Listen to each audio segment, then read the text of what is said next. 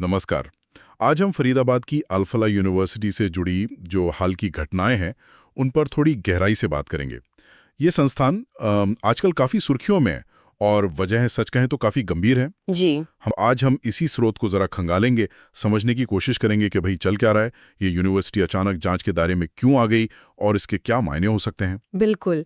जैसा कि स्रोत में भी जिक्र है, इस यूनिवर्सिटी का नाम असल में दिल्ली में जो एक बड़ा विस्फोट हुआ ना हाल ही में, हाँ, उसके बाद जब जांच आगे बढ़ी तब सामने आया। तो ये समझना ज़रूरी हो जाता है कि जांचकर्ताओं को क्या मिला है, क्या सुराग है और इस यूनिवर्सिटी और उस घटना के बीच क्या कोई कनेक्शन हो सकता है। कम से कम ये स्रोत तो इसी तरफ इशारा कर रहा है। ये सिर्फ एक अकेली घटना नहीं है, मतलब कई परतें हैं इसमें। यूनिवर्सिटी कैंपस में बॉम्ब डिस्पोजल स्क्वाड का पहुंचना, ये तो अपने आप में बड़ी बात है। हाँ, बिल्कुल। आमतौर पर तो ये टीमें, जैसे आपने कहा, बाजारों में या पब्लिक प्लेसेस पर जाती हैं। एक एजुकेशनल कैंपस में इनकी जरूरत क्यों पड़ गई? स्रोत क्या कहता है इस पर? स्रोत के हिसाब से कैंपस के अंदर एक गाड़ी खड़ी मिली थी जो थोड़ी संदिग्ध लगी। अच्छा। हाँ, तो उसी गाड़ी की जांच के लिए बॉम्ब डिस्पोजल स्क्वाड को बुलाया गया था। मतलब ये पक्का करने के लिए कि उसमें कोई खतरनाक चीज, कोई विस्फोटक वगैरह तो नहीं है। खैर, गनीमत रही कि शायद कुछ मिला नहीं। पर ये घटना अपने आप में अहम इसलिए है क्योंकि ये उस बड़ी जांच का एक हिस्सा है हाँ, जो 10 नवंबर 2025 को दिल्ली में धमाका हुआ था ना, उसके बाद शुरू हुई। तो ये गाड़ी उसी सिलसिले से जुड़ी हुई बताई जा रही है स्रोत के मुताबिक। हाँ, वो दिल्ली वाला ब्लास्ट जिसने सबको हिला दिया था।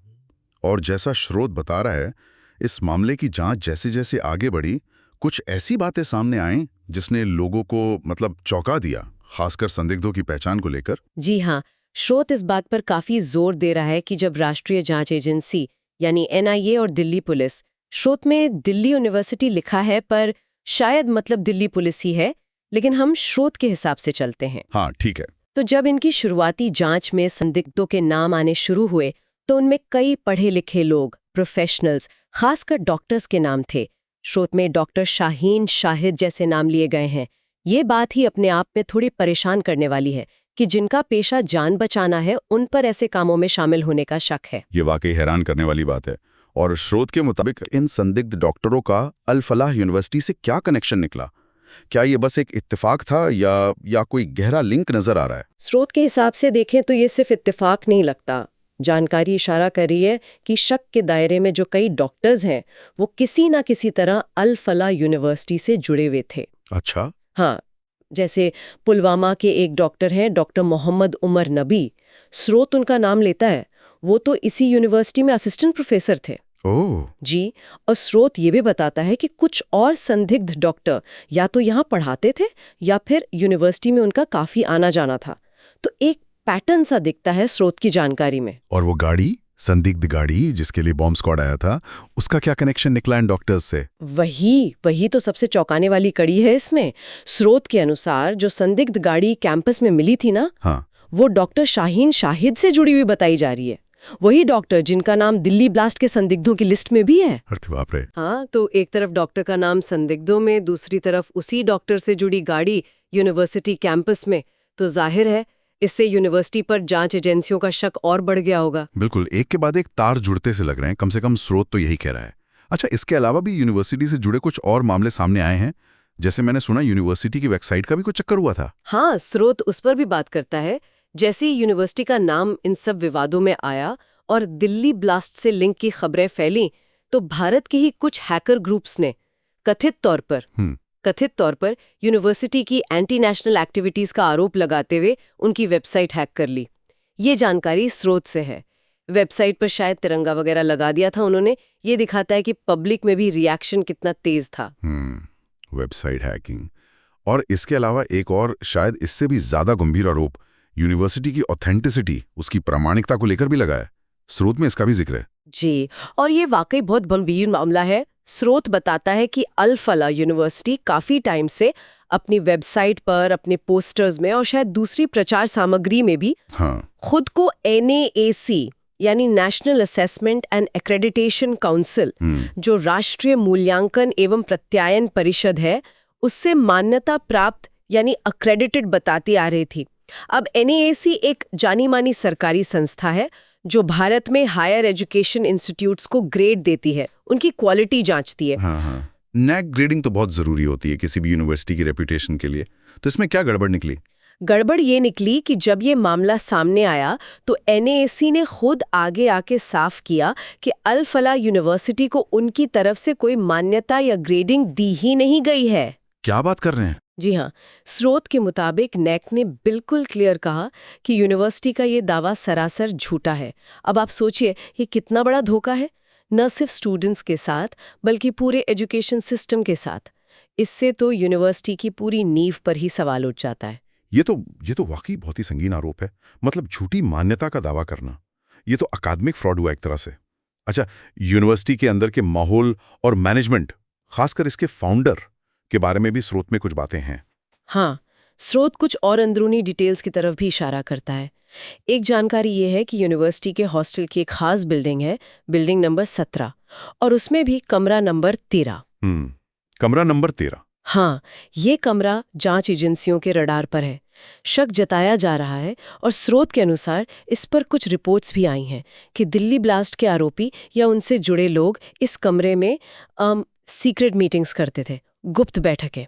हालांकि ये अभी शक के दायरे में है, पर जांच इस एंगल से भी चल रही होगी। हॉस्टल के कमरे में सीक्रेट मीटिंग्स, ये तो सुनने में ही अजीब लग रहा है। और यूनिवर्सिटी के फाउंडर, उनके बारे में क्या जानकारी है स्रोत में? स्रोत यूनिवर्सिटी के फाउंडर, जिनका नाम सिद्दीकी बताया गया है, उनके बारे में भी कुछ अहम बातें बताता है। जानकारी के मुताबिक ये साहब करीब 9 अलग-अलग कंपनियां चलाते हैं। 9 कंपनियां? जी, और सिर्फ इतना ही नहीं, उन पर पहले से ही मध्य प्रदेश में करीब 75 करोड़ रुपए की धोखाधड़ी का एक मामला भी दर्ज है। और ये सारी कंपनियां उसी अल फलाह चैरिटेबल ट्रस्ट के अंडर आती हैं, जो ट्रस्ट यूनिवर्सिटी भी चलाता है। तो यहाँ पर फाइनेंशियल गड़बड़ियों की आशंका भी साफ नजर आती है, जिसे स्रोत हाईलाइट कर रहा है। यानी एक तरफ टेरर लिंक का शक, दूसरी तरफ ये झूठी मान्यता वाला फ्रॉड, और अब ये फाइनेंशियल फ्रॉड के आरोप भी। ये तो यूनिवर्सिटी पर मतलब चारों तरफ से संकट दिख रहा है। इन सब आरोपों पर यूनिवर्सिटी एडमिनिस्ट्रेशन का क्या कहना है? उन्होंने कुछ सफाई दी है, जैसा स्रोत बताता है? हाँ, बिल्कुल। जाहिर है यूनिवर्सिटी प्रशासन इन सभी आरोपों को सिरे से खारिज कर रहा है। स्रोत के मुताबिक यूनिवर्सिटी मैनेजमेंट ने साफ कहा है कि दिल्ली ब्लास्ट से उनका या उनके इंस्टीट्यूट का कोई लेना देना नहीं है। उन्होंने संदिग्धों से किसी भी तरह का कनेक्शन होने से भी इनकार किया है। उनका स्टैंड यही है कि उन्हें बिना वजह इस मामले में घसीटा जा रहा है। लेकिन क्या सिर्फ इनकार कर देना काफी है? जांच एजेंसियां क्या कर रही हैं फिर? नहीं, सिर्फ इनकार से जांच थोड़ी रुकती है। स्रोत साफ करता है कि जांच एजेंसियां, खासकर एनआईए और दिल्ली पुलिस, अपना काम पूरी तेजी से कर रही हैं। और इसके अलावा एक और बड़ी डेवलपमेंट हुई है। एनफोर्समेंट डायरेक्टरेट यानी ईडी भी आ गई? हाँ, ईडी भी इस मामले में अब शामिल हो गई है। ईडी अब यूनिवर्सिटी के पिछले करीब 6 साल के यानी 2019 से 2025 तक के सारे फाइनेंशियल लेन देन और रिकॉर्ड्स का फोरेंसिक ऑडिट करेगी। फोरेंसिक ऑडिट, इसका मतलब है कि ईडी पैसे के सोर्स और उसके इस्तेमाल की बहुत बारीकी से जांच करेगी। ये पता लगाने की कोशिश होगी कि यूनिवर्सिटी को पैसा कहां से आ रहा था और कहीं उसका इस्तेमाल किसी गलत काम में तो नहीं हो रहा था। बिल्कुल सही पकड़ा आपने। ईडी की जांच का फोकस यही होता है, मनी ट्रेल का पता लगाना। क्या कोई संदिग्ध फंडिंग आई, क्या कोई हवाला का पैसा लगा, क्या ट्रस्ट के नाम पर जो पैसा मिला उसका कहीं और हेरफेर हुआ? ये सारे सवाल ईडी की जांच के दायरे में होंगे। और जैसा हमने पहले बात की, यूनिवर्सिटी की वेबसाइट भी फिलहाल बंद कर दी गई है। ये जानकारी भी स्रोत में है, शायद जांच की वजह से या फिर हैकिंग के बाद उसे ठीक नहीं किया गया। तो एक तरफ ये जमीनी जांच चल रही है, संदिग्धों की तलाश, यूनिवर्सिटी कैंपस की छानबीन, पैसों का ऑडिट। वहीं दूसरी तरफ आजकल ऐसे मामलों में एक और फ्रंट खुल जाता है, वो है इंफॉर्मेशन वॉरफेयर का, सूचना का मोर्चा। क्या स्रोत इस बारे में भी कुछ कहता है, खासकर गलत जानकारी या प्रोपेगेंडा को लेकर? हाँ, और ये आज के समय में एक बहुत ही जरूरी पहलू है जिसे स्रोत ने हाईलाइट किया है। स्रोत के अनुसार दिल्ली विस्फोट के ठीक बाद बॉर्डर पार से, खासकर पाकिस्तान की तरफ से, एक बड़ा डिसइंफॉर्मेशन कैंपेन मतलब दुष्प्रचार अभियान चलाया गया। अच्छा। जी, इसका मकसद था इस आतंकी हमले को या तो एक मामूली हादसा बता देना या फिर इसकी सीरियसनेस को कम करके दिखाना। किस तरह का दुष्प्रचार, क्या कोई उदाहरण दिया गया है स्रोत में? हाँ, स्रोत बताता है कि इसके लिए फेक वीडियोस और यहाँ तक कि एआई जनरेटेड कंटेंट का भी इस्तेमाल हुआ। एआई का भी? हाँ, जैसे एक नकली वीडियो फैलाने की कोशिश हुई जिसमें किसी पुलिस अफसर को ये कहते हुए दिखाया गया कि ये कोई टेररिस्ट अटैक नहीं था, बल्कि कोई सीएनजी ब्लास्ट या ऐसा ही कोई हादसा था। मकसद साफ था, कंफ्यूजन फैलाना और भारत की जांच एजेंसियों और सरकार पर सवाल खड़े करना। और स्रोत में इस बात का भी जिक्र है कि शायद जो भारतीय अधिकारियों की तरफ से इसे ऑफिशियली आतंकी हमला कहने में जो कथित देरी हुई, उसने इस दुष्प्रचार को फैलने में मदद की। स्रोत इस पॉइंट को उठाता है। जानकारी के मुताबिक सरकार ने घटना के करीब 48 घंटे बाद इसे टेररिस्ट अटैक डिक्लेयर किया। इस देरी पे ऑपोजिशन ने सवाल भी उठाए थे। स्रोत ये बताता है कि इसी बीच जो एक वैक्यूम सा बना, एक अनिश्चितता का माहौल, उसका फायदा पाकिस्तान बेस्ड प्रोपेगेंडा ग्रुप्स ने उठाया और अपना नैरेटिव सेट करने की कोशिश की। ये दिखाता है कि ऐसी सेंसिटिव सिचुएशन में कम्युनिकेशन कितना जरूरी है और कितना टाइम पे होना चाहिए। ये वाकई चिंता की बात है। और सोशल मीडिया पर भी यकीनन इस तरह की गलत सूचना फैलाई जा रही होगी। निश्चित रूप से। स्रोत खास तौर पे वार्न करता है कि सोशल मीडिया प्लेटफॉर्म्स जैसे यूट्यूब के कमेंट सेक्शन वगैरह में पाकिस्तानी अकाउंट्स क्या कर रहे हैं कि वो इंडियन नामों का इस्तेमाल करके घुसपैठ कर रहे हैं। ओह, हाँ, और गलत जानकारी फैला रहे हैं। वो ऐसा दिखाने की कोशिश करते हैं कि जैसे ये आम भारतीयों की राय है, जबकि असल में वो एक ऑर्गेनाइज्ड डिसइंफॉर्मेशन का हिस्सा होते हैं। इसीलिए स्रोत ये सलाह भी देता है कि किसी भी खबर या जानकारी पर, खासकर जो सोशल मीडिया पर दिखे, उस पर आंख बंद करके भरोसा न करें।